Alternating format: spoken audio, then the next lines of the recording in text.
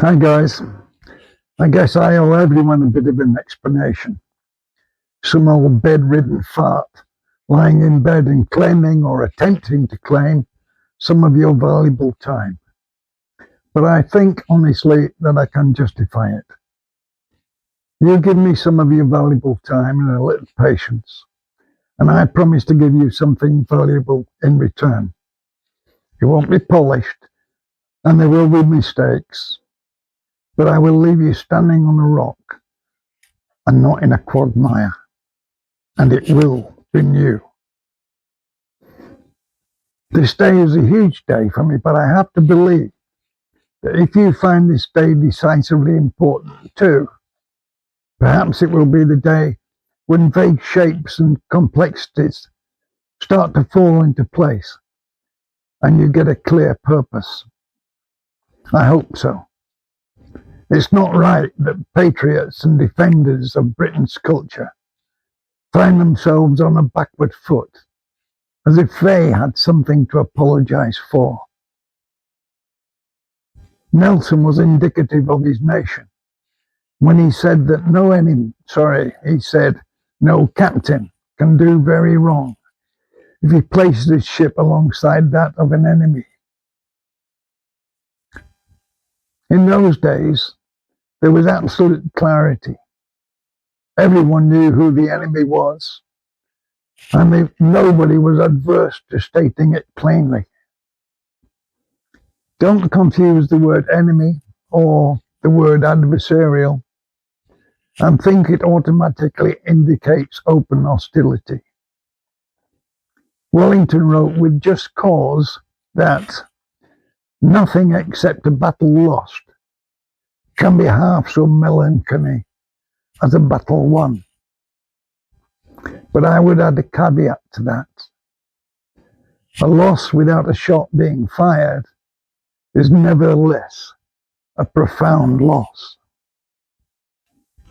We're going to tighten up on definitions today. No more tiptoeing on eggs and listening to the definitions of those who were hopelessly lost to the society that bred them. The fact that some fail to recognize their duty to defend our chosen way of governance does not remove from me or from you the duty to carry out ours. I wrote this poem a couple of years ago, but it's probably more relevant now than it was before. It's called Not Condoning, and of course, I'm not. This verse is to illustrate our previous state of mind. I'm not condoning. My Father in heaven looked down sights upon a German city sleeping. 40,000 civilian corpses in Hamburg as our firestorm left their city weeping. The air a screeching inferno, dragging vehicles and people into the pyre. 2 years later, in Dresden, a mere 25,000, he knowingly kindled a similar fire. Calmly and without qualm, in freedom's name, that our forces may retire. Prod, push, growing insufferably confident when claiming my promised land. If welcomed, why try to dominate? A pierced hourglass can run out of sand. The veneer between civility and cool callousness is assuredly plaque thin. Stealing my heritage may well awaken that sleeping giant within. 6. Gaddafi, the leader of Libya, said, "We have 50 million Muslims in Europe. There are signs that Allah will grant Islam victory in Europe, without swords, without guns, and without conquest. We don't need terrorists. We don't need homicide bombers. The 50 million Muslims of Europe will turn it into a Muslim continent within a few decades. Now, the reactions of an individual upon hearing or reading that statement is almost irrelevant. Whether he strongly agrees in that sentiment and threat, or whether he finds it highly unlikely, no one, absolutely no one, can reject the possibility. And it's against that possibility that governments and organizations must defensively act. Wishful thinking and divine intervention are merely tombstones for the unwary. Consider the latest civilization to become subject to Islamic governance. That would be the Malaysian Federation. They started off with freedom of religion is guaranteed to all citizens and protected from discrimination forever.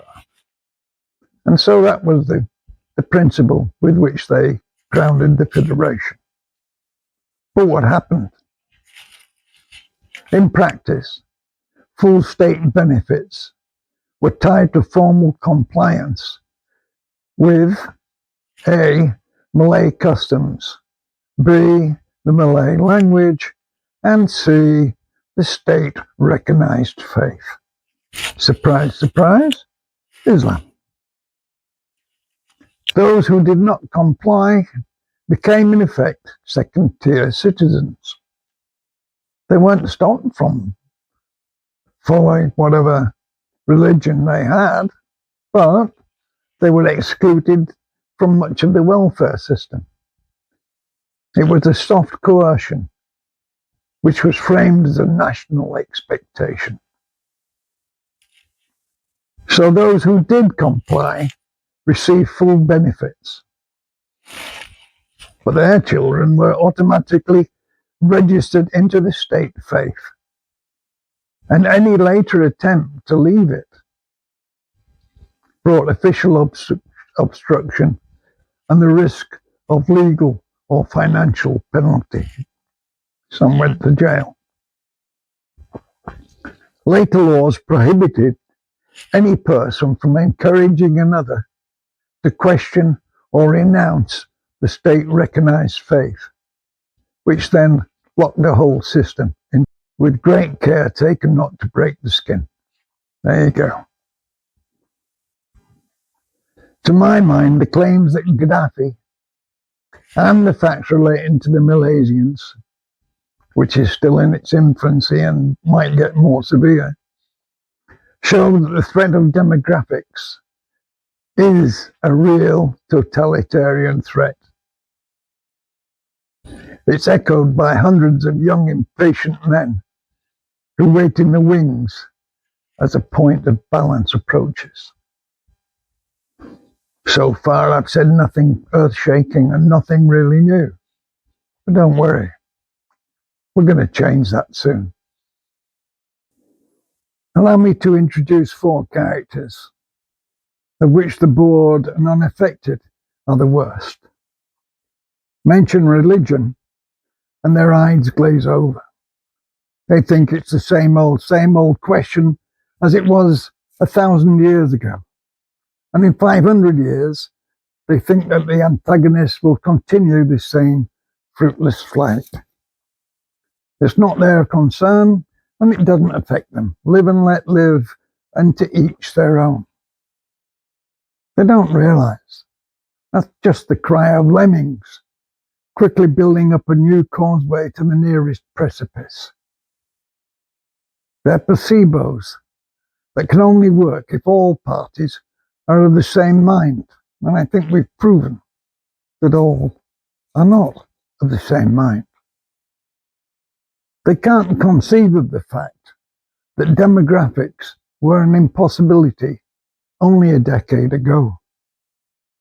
That it's brand new discoveries, the increases in global communications and the travel speeds that make the threat even possible.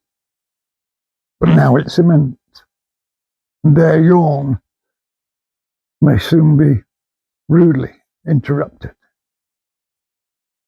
Pessimists claim there is nothing new, and all is determined by fate,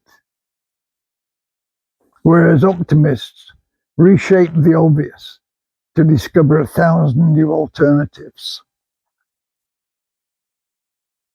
But I'm a realist, and I guess that you are too. And realists reject that which is non-relevant, but grasp and develop that which is. For a realist, it's a prerequisite to any journey to know where we were recently, work out exactly where we are now, and then decide what is best, what we can hope to achieve when we finally arrive at our chosen destination. And our destination has to be prepared. It has to be chosen. Now, I've called this piece here, "You Don't Always Sow What You Reap." It's a story that perhaps the younger generation have not covered fully at school, or possibly not at all. And so when we make loose claims to NATO, its past, they haven't got a clue. So I'm going to tell them a little bit of history here so that they realize that they don't stand alone, that we, as democracies, don't stand alone. Berlin in 1948 lays like an island, surrounded by Russian forces on all sides. An Allied garrison of 22,000 are surrounded by 1.5 million heavily armed Soviets, and they've got huge reserves. The Allies are fed and supplied from the West by a number of road and rail networks called corridors that cut through 40 miles of Soviet territory that completely surround Berlin. In accordance with an agreement made before the end of the war, that garrison has no tanks and only light artillery. And tension over the past few days has been increasing as the Russians tend to slow down and inspect and delay deliveries through the corridor. Eventually, Russia closes the corridor completely, blocking all rail and road connections with military units. They gambled that the overwhelming tactical position they enjoyed would prevent the Allies from responding militarily, and in consequence, West Berlin will have to capitulate and be ceded to Soviet Russia within 5 days. Conquest over millions without a shot being fired. Does that sound familiar? But here's a synopsis of what actually happened. On the 24th of June, the blockade starts and the world waits with bated breath. On the 26th of June, only 2 days later, despite warnings at home that his actions would lead to war, President Truman gives his answer. And 32 unarmed American transport planes land at the Tempelhof Airport in Berlin, and the airlift has begun.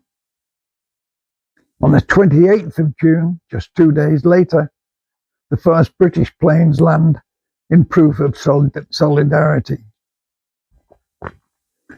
On the 29th of June, the first strategic B-29 nuclear carrying bombers arrived at the British airfields in the UK amidst an intentional blaze of publicity.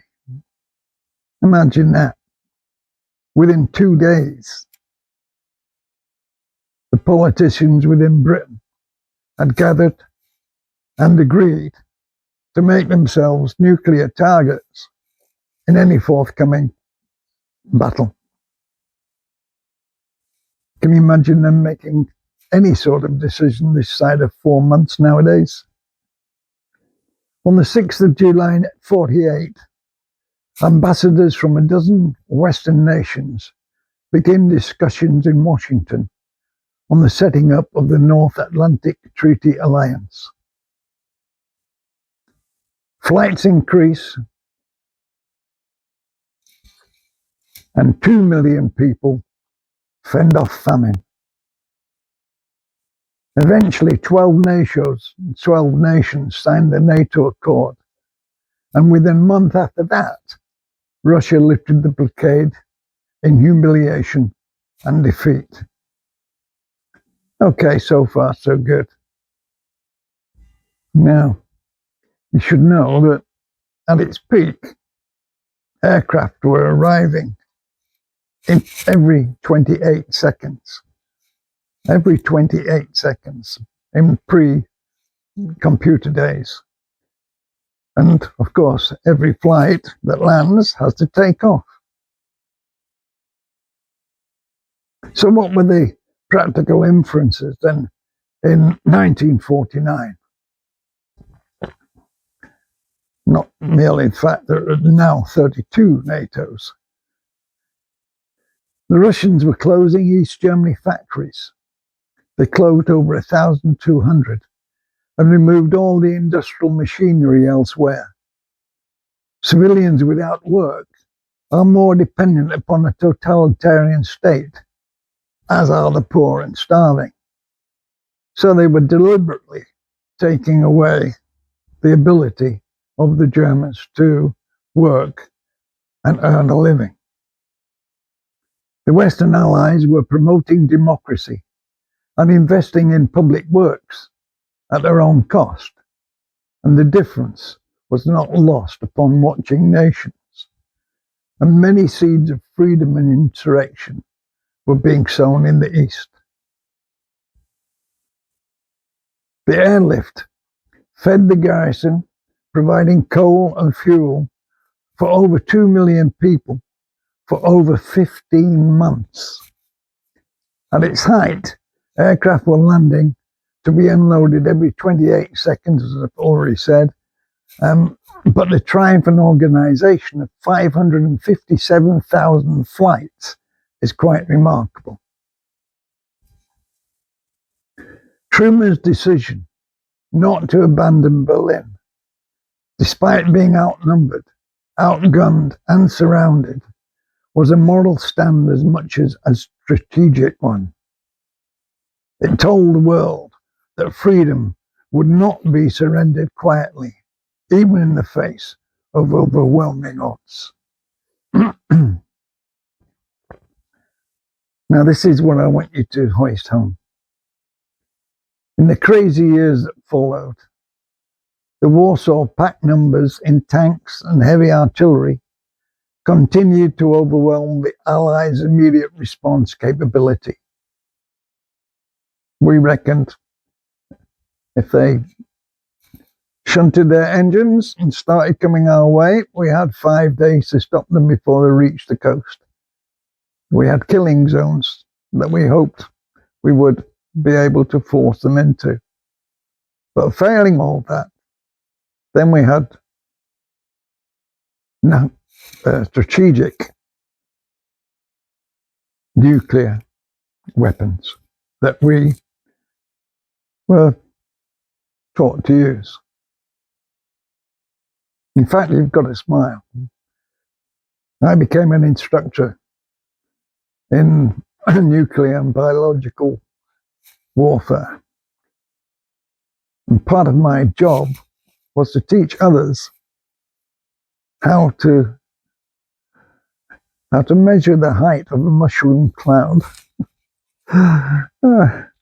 and work out its shields and work out whether it was a dirty or a clean brackets on, brackets off bomb. Okay, so if we're going to go to those lengths, that we're going to use nuclear, It's a natural movement to prevent others from losing their freedom. And it just shows you to what extent we were prepared to go and to what extent trained soldiers nowadays are still prepared to go. I felt an immense pride when first wearing a uniform as a boy soldier. It was echoed in my local working man's club and my local pub as well.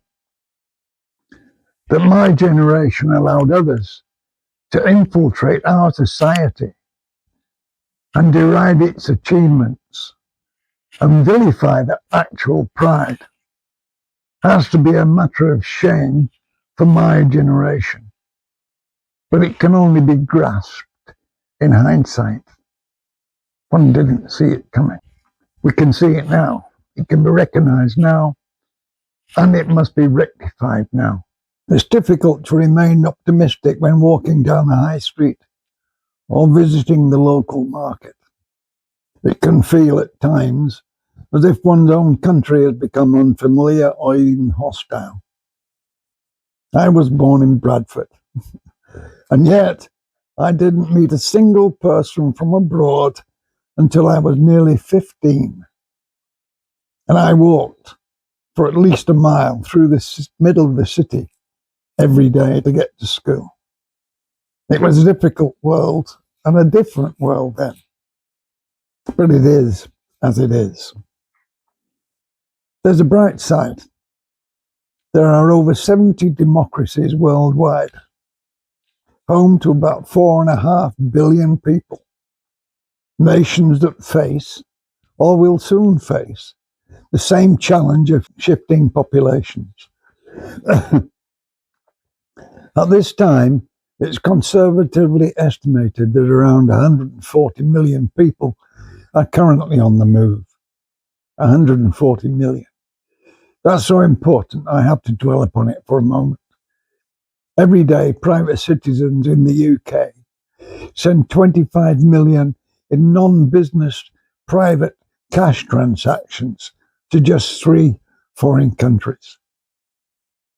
Should 3% of those countries decide to emulate their relatives and travel to the UK, we'd finish up with a further 56 million people, adding to the 8 million waiting for asylum status. Across the world, tens of millions are fleeing from the place they were born. Some will return, but many won't. And even a small percentage of that 123 million represent overwhelming numbers that continue to form anew generation after generation. The old children's song about green bottles hanging on the wall, where each verse sees a number reduced. It sounds ominous now. It's a realistic desire for some people, even a command, to try and bring it about. And it's an absolute nightmare for others. It just isn't going to happen. We're going to change someone's reality from expected to impossible. And don't switch off if I illustrate a major point from history again. For over 20 years, Bonaparte fought and destroyed the best armies in Europe, gathering a reputation as being absolutely invincible. In 60 major battles, he faced hundreds of generals who knew Bonaparte was a genius of innovation and strategy when deploying his artillery. They knew that, and they still tried to match him, like for like, and failing miserably. They became despondent, and that sapped morale. For 20 years, he scattered blood-soaked kingships like confetti. Wellington looked at the same problem, but had a different perception. He made a minor adjustment and won the field. His minor adjustment, that of rear slope defense, is still being taught in every military academy throughout the world. And yet, it took over 20 years for someone to see it. He saw what others had overlooked. It had a major effect, even though the change itself was only minor. Wellington's eureka moment saved the life of thousands, and afterwards it seemed astonishing that no one had seen it earlier. It's similar to a lawyer creating a precedent, a single act that changes how all future conflicts are determined and resolved. It was a new perception, and not a gun, that won the day. It's perception, and not the gun, that's going to win this day too. The realization that a democracy and a theocracy cannot harmoniously coexist in their final state is gradually dawning upon more and more folk. Often, it's thought of as being so obvious that it's not deemed worthy of further thought, and it's thrown aside upon the assumption that finally the number believing that will eventually become dominant. Those are the pre-Wellington participants, those who look but cannot perceive. Like the reverse slope strategy, it's actually staring them in the face, but they can't see it. So here comes a coup de grace. Wellington is the old soldier that never dies. I can hear his autocratic voice saying quite clearly, "Ladies and gentlemen, the claim of incompatibility is only an assumption until it's proven in any court of law worldwide. And that gravel has still yet to fall." Now, the implications of that are absolutely huge. Many minds are now racing ahead. Ta-da! The world's largest ever live streaming event, watched by millions, as a tribunal poses the first question: are democracy and totalitarian theocracy compatible? And should the first 15-man jury find they are not, a second jury would then have the question given to them. If a theocracy advocates an alternate method of government and places divine revelation superior to democratic law, is it by definition adversarial to a democracy? Let's just do that one again. If a theocracy advocates an alternate method of government, which it does, and places divine revelation superior to democratic law, which it does, is it by definition adversarial to a democracy? Which it is. But it's never been proven in law. And that's what we've got to put right. I realise that I promised a concept that would leave you on solid ground. We will get there. In future years, some will be incredulous that this wasn't picked up earlier. But part of the reason is explained by the excellent American maxim: when you're up to your neck in alligators, it's hard to remember that the initial objective was to drain the swamp. The terrain of religion can act as a feint. The moment discussion shifts to personal belief, the ground turns to mire. Centuries of doctrinal subtlety blur the objective, draining energy and turning every argument into shifting ground. The law is clear. Scripture is inviolate. Even when the text exhorts behavior wholly incompatible with law and public safety, only the actual deed is unlawful, whereas the scriptures remain protected. Swamp, morass, quagmire, take your pick. It's best to avoid it. What is clear is this: claims that all religions can earn identical privileges, enjoy identical effects, or contribute identical steadiness to democratic law are unsustainable.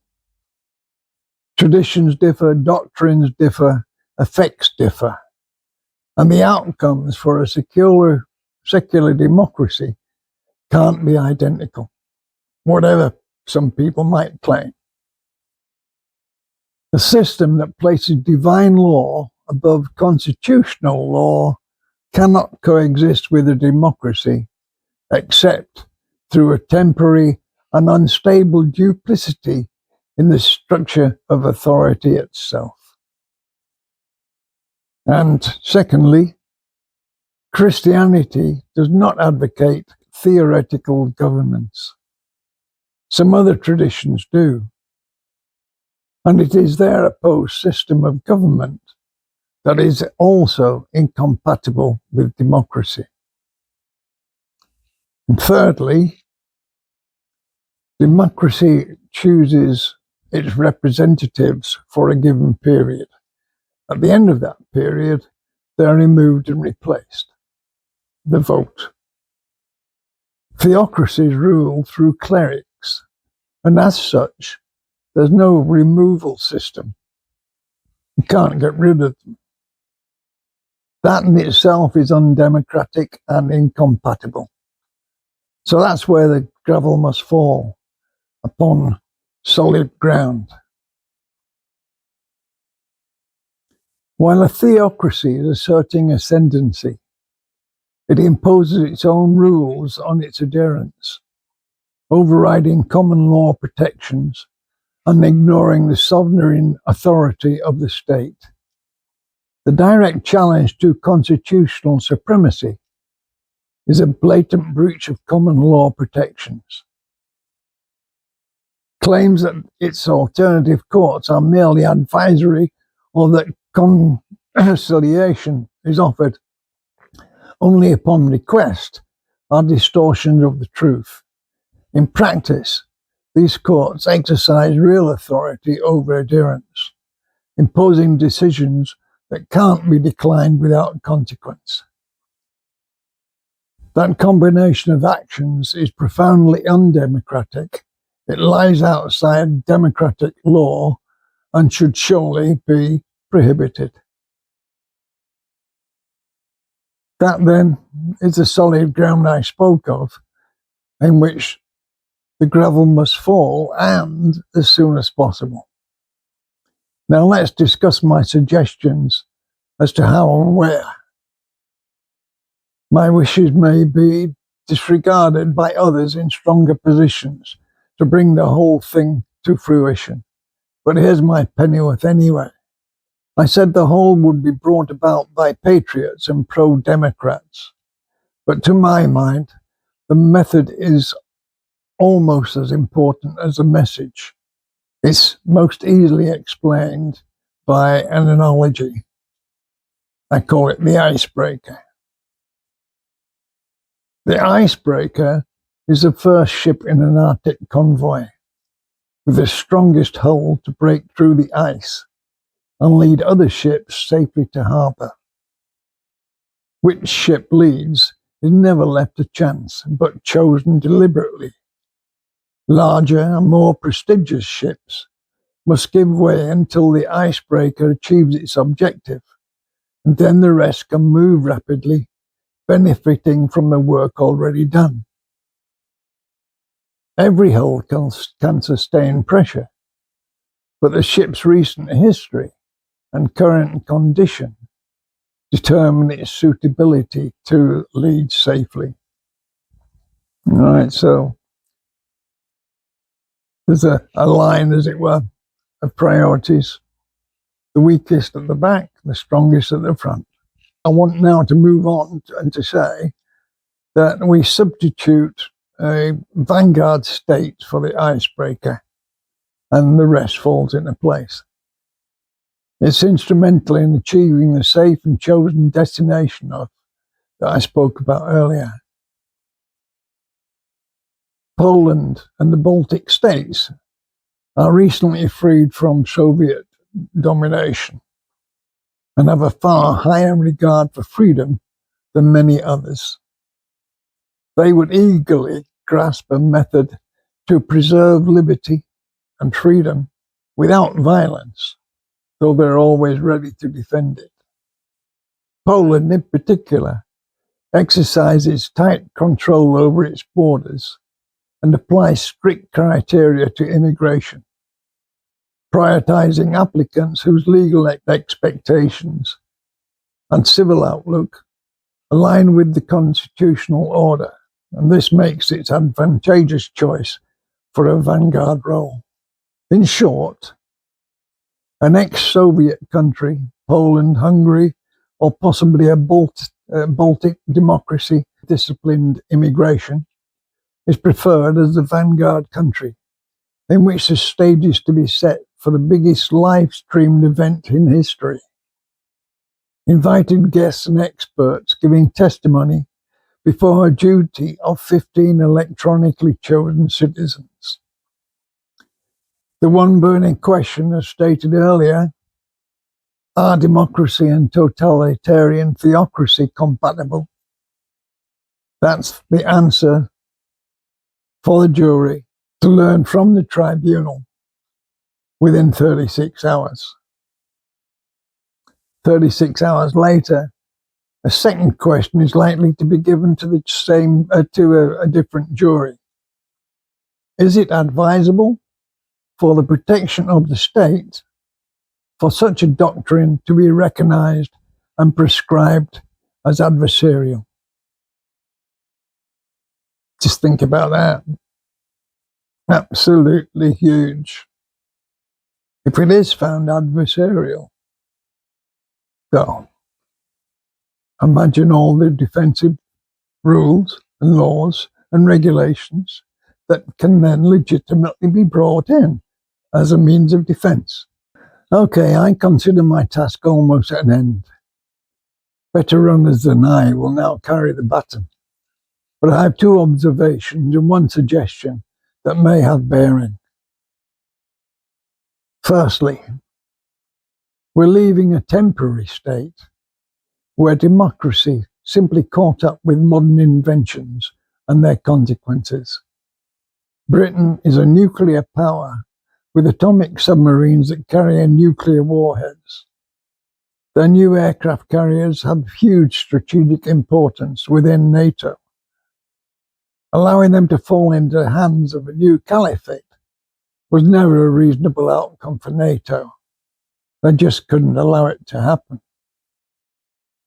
Secondly, modern East states that are attempting to break away from fundamentalists are already in jeopardy against claims of nepotism and of being too westernized. Yet the seeds they once sowed in parts of Europe are not the harvest they ever intended to reap when they financed places of worship. A new caliphate equipped with nuclear weapons would disrupt the whole Middle East balance of power and place several already fragile states in even greater danger. So they don't want it either. NATO and the Middle East don't want it. There are 59 states under theocratic control that the West recognizes and honors.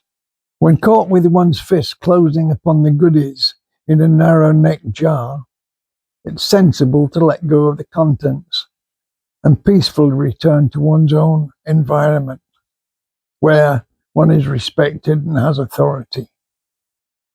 There are 59 states under theocratic control, where the West recognizes and honors that fact. Not recognizing or accepting that democratic states should be offered the same courtesy is a receipt for self-determined disaster that common sense demands should be avoided.